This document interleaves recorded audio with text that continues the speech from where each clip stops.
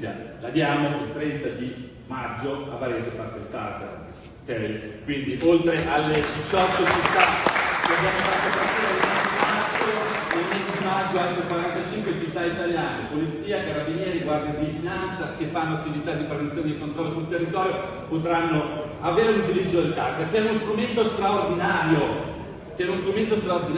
Al 30 di aprile su 50 casi di utilizzo del Taser, nel 50% dei casi il Taser non è stato utilizzato, è bastato intimarlo e mostrarlo per avere l'effetto di deterrenza. Il Taser, lo dico a chi ancora nutre qualche perplessità e qualche dubbio, il Taser non è uno strumento di offesa, è uno strumento di difesa, non è uno strumento di violenza, è uno strumento di sicurezza a tutela di chi? E qui veniamo al titolo del vostro convegno, a tutela degli operatori di sicurezza. Se noi vogliamo garantire sicurezza, bisogna in primo luogo mettere in sicurezza coloro i quali la